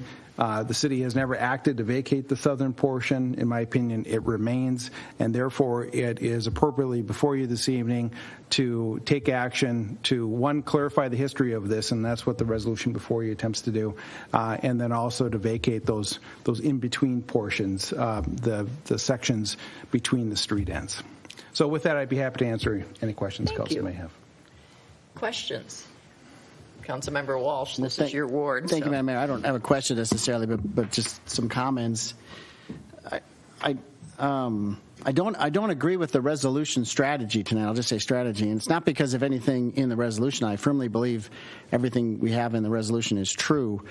I don't think it's necessary. We're the wording of the resolutions were the city's denial is hereby reaffirmed. We don't often reaffirm things that basically didn't happen in the 70s, and that's what we're being asked to do here. I think your memo is sound, and I think you've answered the questions. There's no dispute. The city never vacated the property. We have access and rights to it. We have utilities there for all the reasons you outlined in your memo. And I'm just worried about the strategy, because we're not compelled to take an action, but we are taking an action tonight. And by taking that action, are we protesting too much? Are we saying there wasn't reason for us to act tonight? I don't know that there is. I think your memo is sound, and we should send your memo to the Planning Commission and say this issue has been resolved. Here's a memo from the city attorney. Proceed with any developments that may come up. We should send it to Ramsey County and say get your get your stuff together and fix your records, and maybe even fire somebody that screwed this up, because it's caused a lot of pain in my ward and in these neighborhoods. But I just don't know that the resolution is necessary. Now, the other part of the vacation we can do later. I think it's worthy. I think, the vacation of the land that abuts property along the way there. I mean, it's in practice, and they built swing sets on that stuff. They have sheds out there. It's their land. We ought to vacate it, and I'm happy to do that. I want to do that, but I think they're two completely separate issues, and I just don't know that we need to take action tonight to affirm something that is already in place because of your memo. So that's kind of where I'm at. I don't know how I'm going to vote if there is a motion to do the resolution. That's a different issue now if it's for me whether I vote yes or not. But before we get there, I'm going to argue we move on and we discuss it. But I think the memo is sound, our position is sound and strong, and we don't need to do anything tonight. And I think doing something might be a bad strategy. So, Councilmember Edberg. Thank you, Madam Mayor. I think that we have three topics in front of us. One of them clearly not appropriate this evening. The other two embodied within the resolution, but distinct issues. Perhaps they're the same that Mr. Walsh is referring to. I agree with with our attorney's opinion that the southern portion was not vacated back in 1970, whatever that was, 77, and that the Planning Commission has asked for guidance on that question, and I think there is a value to us in giving guidance to the Planning Commission as to the formal legal status of that vacation. Did it happen or did it not? And I think that's so. Perhaps, Mr. Walsh, I'd be inclined to support that portion of the resolution to give clear guidance to the Planning Commission as to whatever was it or was it not. So I'm fine going that part, and I believe that the analysis is correct.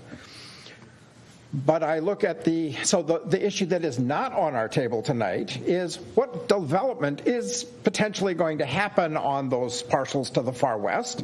That's a decision to come later, and has not yet been fully debated within the Planning Commission. We don't have their action recommendation. It's not ripe for our discussion tonight. So I'm saying we don't talk about that one. The second one, the second of the three topics that I think merits more discussion than we might be inclined to give it tonight is, why should we vacate the portions that we are, and why should we not vacate the street ends that are being proposed? I don't know that I'm ready to. I don't think that case has been made as to why we should or should not, what our strategy ought to be with regard to, particularly for me, the not vacating the street ends. I look at page 4 of the memo right below the chart. And I'll quote, and by the way, Mr. Gilchrist, a well-written, very clear, nicely laid out, thank you. Therefore, the city has the authority to vacate the southern portion and has the option to retain, not vacate, the street ends as shown on the attached map and as proposed in the vacation resolution. So if we have options, I want to know why, and I really would appreciate a debate as to why we ought to or ought not to take that action tonight. I'm not ready. I'm not there yet, and I haven't seen. We haven't had that discussion, so I'm not inclined to want to act on that part of the resolution tonight. But that's my read. Can I answer one thing, Madam Mayor? Sure. Just because it's you raised the point. The Planning Commission can rely on a memo from the city attorney. That's not unusual, right? I mean, the city attorney serves the Planning Commission as well as the council. So I guess the only thing I'd say to my colleague is we don't need to pass a resolution to communicate with our own Planning Commission. And I'm just worried that passing the resolution may impact other things that could happen on this matter outside of our chambers. And, I mean, give the memo to the Planning Commission and say, here you go. And staff can explain. Yeah, we think that it's clear. And on the street end issue, I mean, I think I'm going to ask the staff, but We don't typically vacate the ends of streets. I mean, the famous one I'll talk about is the Whitaker Street end, that borders our ward right there at Dally's. I mean, that we own that street end. We've had a lot of conversation about that street end. I remember learning that, thinking, oh, that's interesting. We own the street end all the way to the lake. Of course we do. And we do that, I think, as a rule, right? I mean, it'd be very unusual for us not to keep control of the end of a street, even as it goes into the lake. So, I mean, you're nodding your head. I mean, if that's the case, then I think that's, again, we didn't do it in 1977, and I don't think we have to do anything to not vacate a street end. Mr. Gilchrist, yes. Thank you, Madam Mayor and Council. Just a couple of comments. I realized in my obviously not written down presentation on this, to be clear, the vacation of the southern portion did come before the council in 1977. It wasn't as proposed initially when it came before, but it did come back before them, and they specifically acted not to vacate. So there was an affirmative decision not to vacate.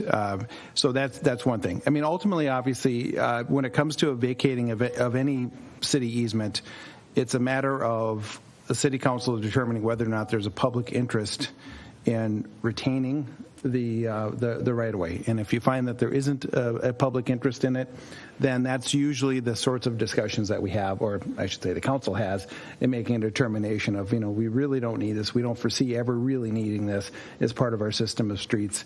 Therefore, we'll vacate it, clear away our easement, so then the adjacent property gets that land unencumbered by a public easement. The other thing to keep in mind is by statute, it requires a and charter, I believe, requires a 4/5 vote of the council to vacate. So it's a high standard. So that public interest needs to be determined by, at least 4 of you to determine that, in fact, that there's no public interest needed to be retained in the right of way in order to vacate. Certainly, I'm not here to push. I think clarifying it. I mean, to your point, I get it. I think that there is some value in clarifying the stance that the city's taking a stand now, trying to clarify this. This is the history we believe is accurate. This is the what we think, what we believe based on information we received and a great deal of review that's gone into the record here. That is the concern. So from a legal perspective, there may be a policy issue that you have in your mind, but I think from a strictly legal position, I'm not overly concerned about that. That's not to say, therefore, you ought to do this, but I think doing this as part of the resolution, clarifying that record and making it clear that, look, this really was not vacated. We're stating that now, and I think that may have actually come through a recommendation from the county at one point, if I remember correctly. Someone had made some reference to. Yeah, they want us to clean up the problem. Maybe I shouldn't have said that. But I think that's maybe why you see that language in there. So again, this is entirely up to the council, though. All right. Councilmember Jones, come on and weigh in. Yeah, I will concur with both Councilmember Walsh and Edberg, which is like weird. Weird, yeah. Let me write that down. Let's mark that date down. And, I whiteboarded this at home and had strings and, and I'm like, I don't know what I'm doing here. And thank you, Mr. Edberg, for breaking down the issue into 3 issues. Really, it is. And so if we want to tackle each one of those separately or, in one conversation with 2 subjects, A, B, yes. But as far as Mr. Walsh's point, I'm not, if you want to put something saying, do I want to vacate this today? Okay, that's a question, right? I mean, that would not to reaffirm. No Vlamo or otherwise slap to you, Mr. Troy, since that was an inside joke. Because it's like, this was super valuable as far as what you did in putting this research and memo together. And I was able to put the strings together to figure it out and go, oh, okay, understand the chain. But yeah, a decision was made. It's been proved that that's made. Yeah, I don't want to do anything. I want to not take action. Because I think Mr. Gilchrist's memo has made it very clear that that the land was not vacated, the southern portion, and if we choose to see a need to do A and B, or B and C of that, sure, another discussion, separated. Councilmember Edberg. Thank you, Madam Mayor. So from a procedural standpoint, the memos, and I don't know, I actually don't know, but my understanding is that the city initiated the vacation conversation, or at least that's, and so it kind of puts it on management to. What do you need? Well, what they want, what they need might be two different things. But let's find out. But it's like, if we're going to have that, it seems to me that the research should be enough to give the Planning Commission information and guidance for their questions, and they won't be meeting until January 31st. That if there is a specific policy position that that staff think the council ought to debate, well, there's 2 meetings in January where the council will meet and could have conversation and take action if it so desires in advance of the Planning Commission. And we may choose not to, and whatever that, I won't predict what that looks like. But I'm just saying, I'm not ready to act tonight, and if I think a proper place to leave this is the city staff thinks that the council needs to take an action, you should bring that back and be explicit about what's at stake and what are the implications and blah blah blah, and then we'll have that policy conversation.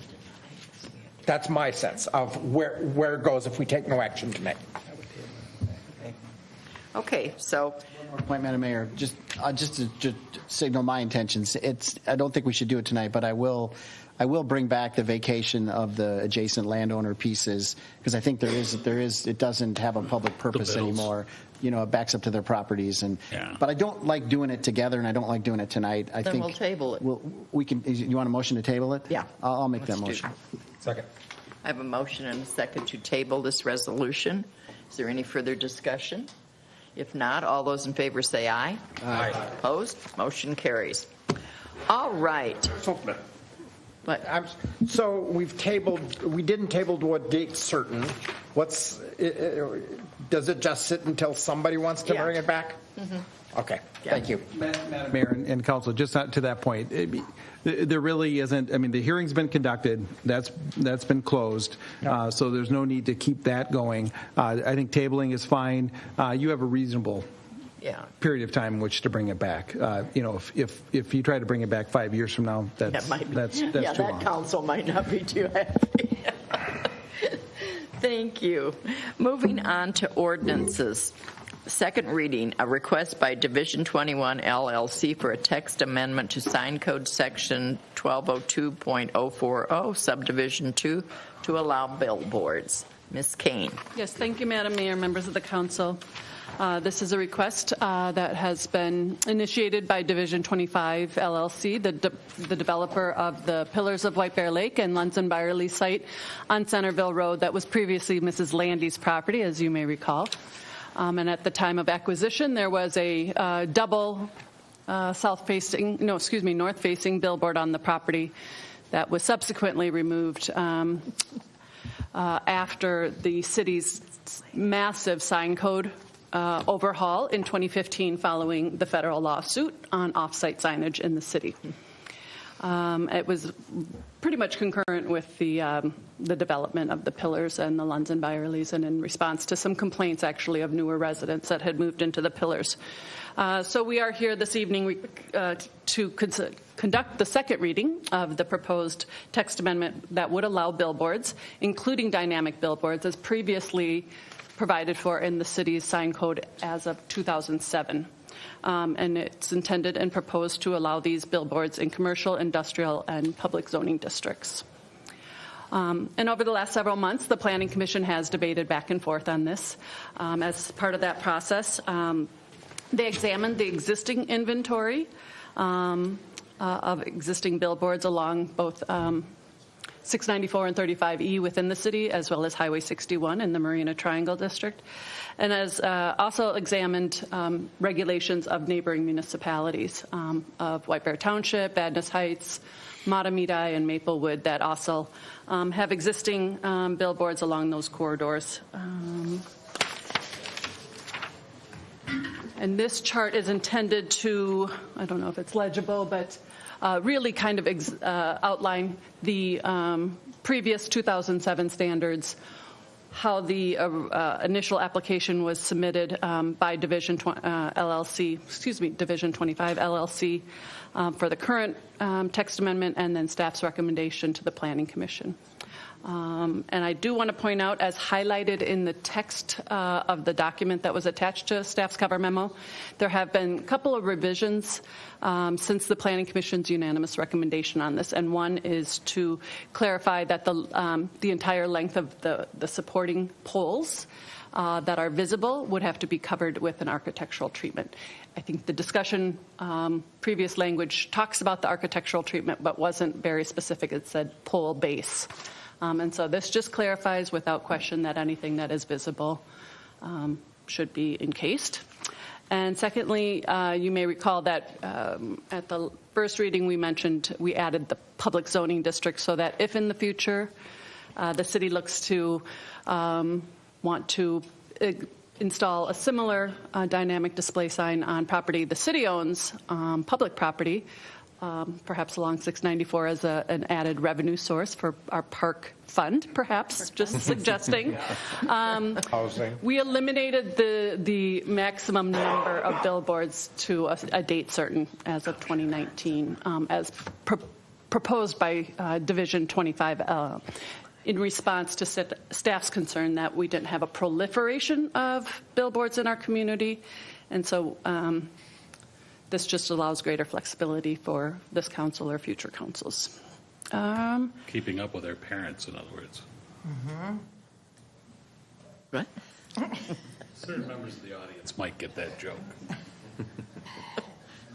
Sorry. Too many inside jokes. Thank you, Bill. Continue. Yeah, I'll continue on here. The Planning Commission did forward a unanimous recommendation at its October 31st meeting. We conducted the first reading on November 9th without much feedback or input or direction. The second reading is tonight. We have published notice in the White Bear Press as well as on the city's website. And in addition to the proposed ordinance that's attached to the memo, I've got some funky lines on here. That was my fault, I think. Staff did prepare a summary resolution for your consideration to facilitate the publication of this proposed ordinance. And with that, I'd be happy to answer any questions you might have. Thank you. Council, any questions for Ms. Kane?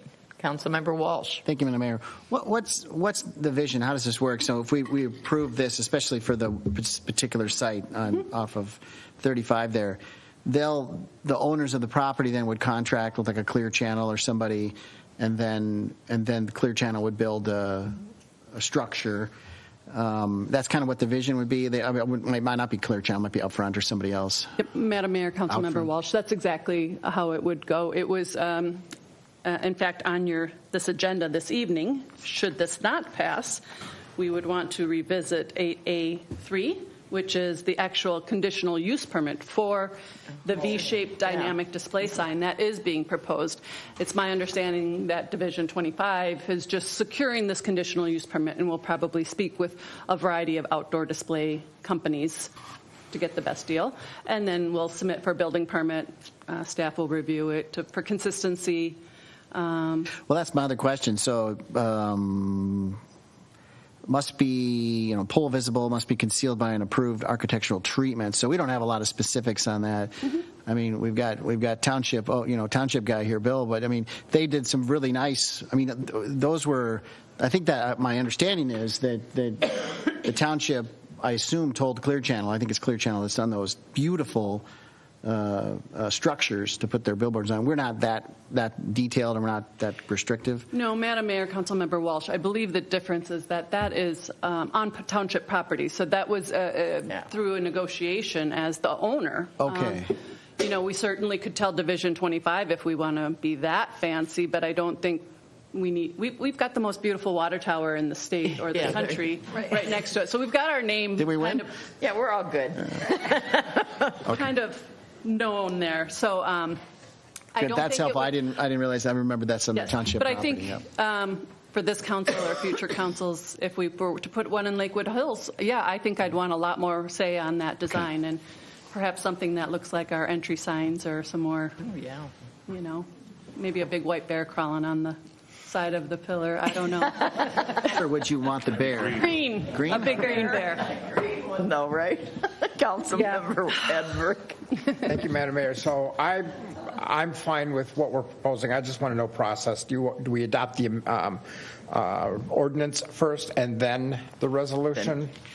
Then we do I'm this. ready whenever you. Well, I have to have a public hearing. It's the second reading. So when you're ready to have a motion, let me know. Thank you. With that, I will open it up to the public if there's anyone that wishes to speak. Once again, seeing none, I will close the public hearing. Councilmember Edberg, you proceeded to make a motion. I'll move approval of the attached ordinance. Thank you. Do I have a second? Second. Is there any further discussion? One rhetorical question. I just remember something about the Lunds Byerly signage being too big or something on that building. Something, I don't know. It seems like a billboard's fine, but man, we made the Lunds Byerly sign any bigger on the side facing the freeway.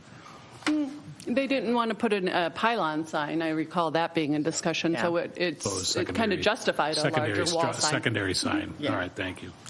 All right. Anything else? If not, all those in favor say aye. Aye.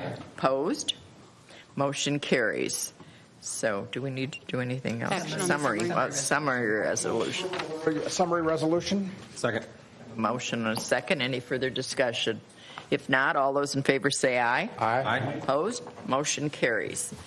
Moving on to 7B, second reading of an ordinance setting the 2022 fee schedule. Ms. Heinecker. Yes, Mayor, members of the council, I'm not going to go through the memo. I did, I think, fairly thoroughly at our last council meeting. I'll just remind council that while we are establishing fees for 2022 within this ordinance, we make adjustments in some cases upward, but there's others that we take out or will decrease as appropriate. So this was published, the fact that we're going to be having this public hearing tonight, and people have had access to this if they wanted to review it. So, I mean, with that, if there's any specific questions about the fees as we reviewed at the first reading, I'd be happy to respond to any questions.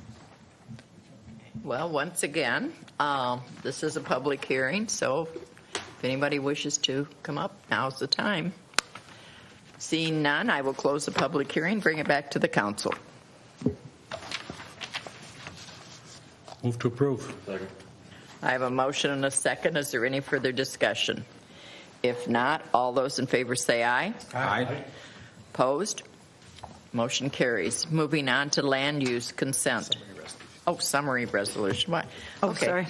Yeah, I forgot that. Summary resolution. I need a Second. I have a motion and a second. Is there any further discussion?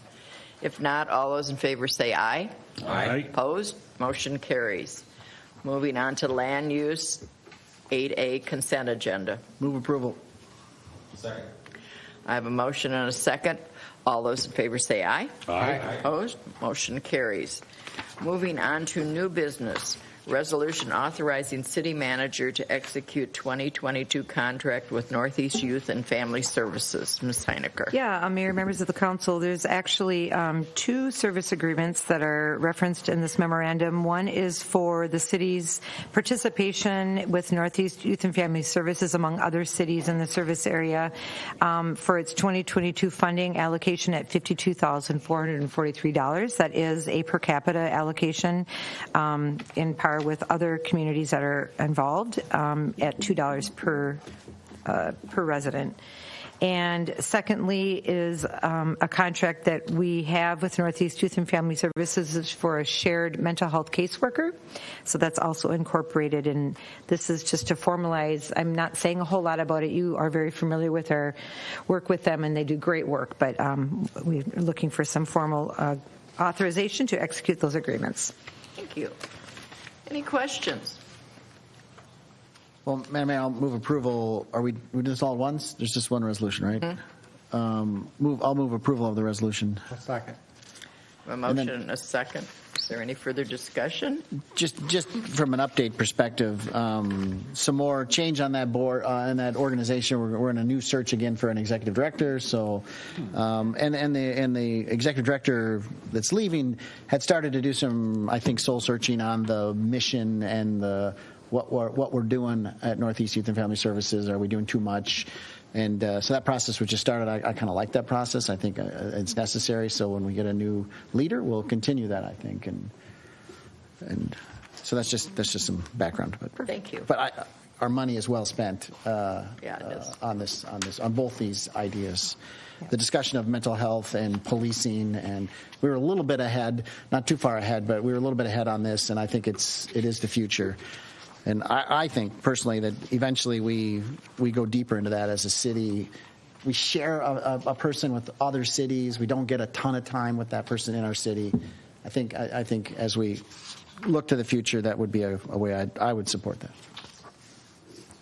Okay. Anyone else? If not, I have a motion and a second. All those in favor say aye. Aye. Opposed? Motion carries. Moving on to 9B, resolution authorizing city manager to execute a contract with Central Square Technologies for records management services.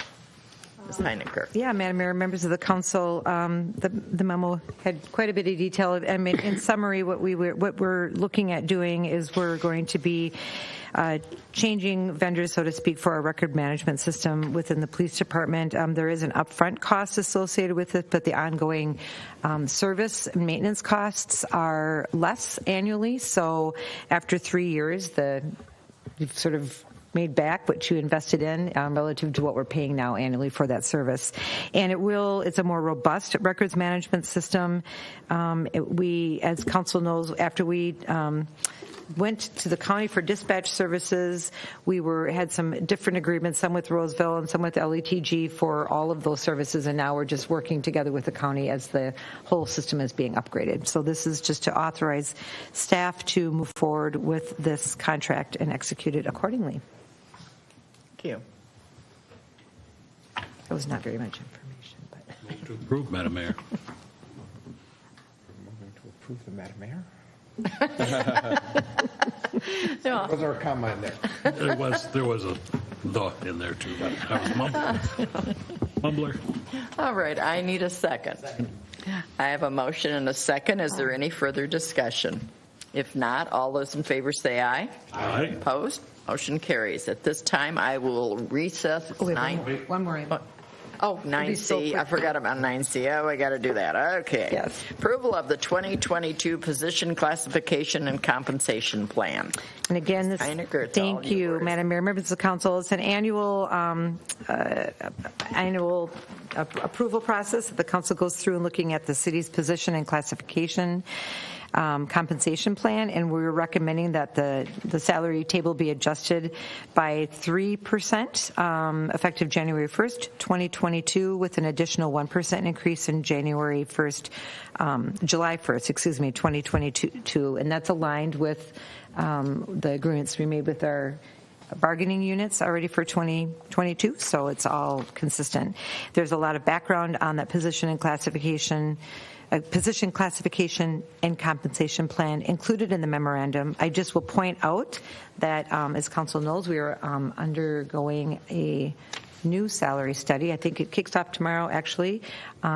Rick Juba, as the assistant, is going to be leading that process and taking the city through that process to look at that whole plan itself.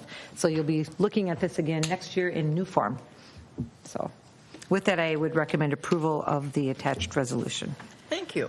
Council, any questions? Move to approve. I have a motion and a second. Is there any further discussion?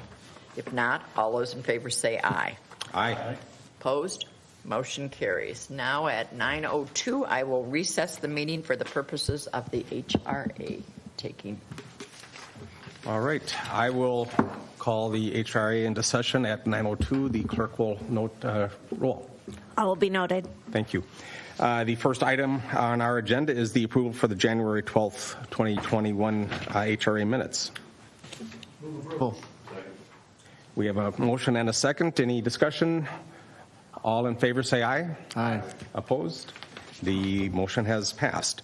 The next item is a resolution not waiving monetary limits on municipal tort liability established by Minnesota Statutes 466.04 for Housing and Redevelopment Authority. Who is going to take that? I can take that. Sorry. It's what we do every year now. Yes. So with this, we're doing the application for our 2022 insurance policy renewal, and this is part of the application process. So if we waive the statute monetary limits, then it opens up anybody who files a claim against the HRA to be able to receive more money up to that limit. If we were to not waive them, then we would just stay with the statutory limit. So I recommend staying with the statutory limit. Thank you. Any questions? Okay, we would need a motion to approve. Move to approve. We have a motion and a second. Any further discussion? All in favor say aye. Aye. Any opposed? It passes. At that, I will take a motion to adjourn. Councilmember or Member Edberg. Thank you, Mr. Chair. I just wanted to commend you since this is the last time that you will wield the gavel. I want to just congratulate you on a full year of inaction. And meritorious service. Your compensation is incredibly generous at 0, but I think we should give you 1,000% raise as a bonus. And thank you for your service. Thank you.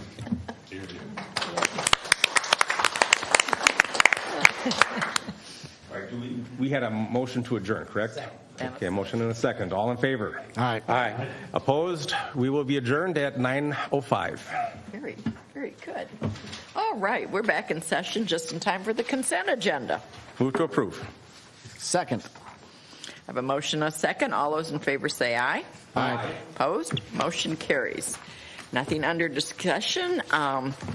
Next would be communications from the city manager. I just two quick things. One is that I just want to comment that we all seem tired and it's 9:05 only. I just thank goodness these meetings don't go till midnight like they do for some councils. Well, some councils go to later than that. Oh my goodness.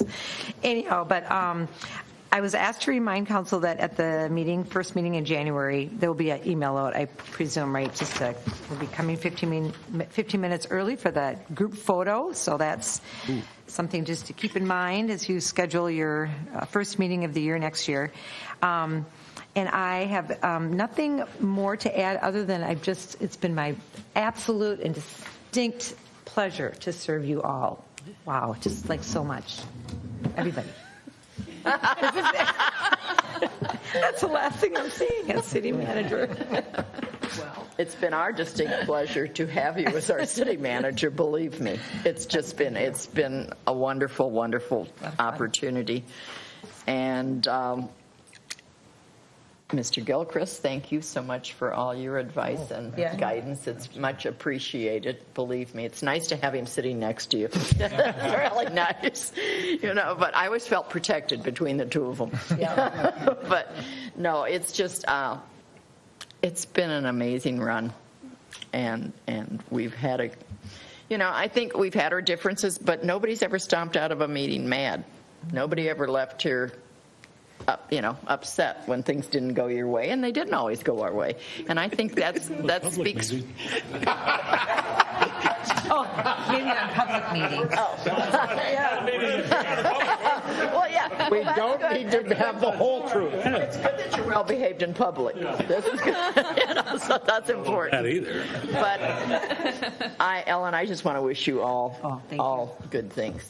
I mean, it's an amazing time for you, and amazing things will happen, and it's all good. And staff, you rock. You guys rock. So with that, I would entertain a motion to adjourn. So moved. Second. All those in favor say aye. Aye. Opposed?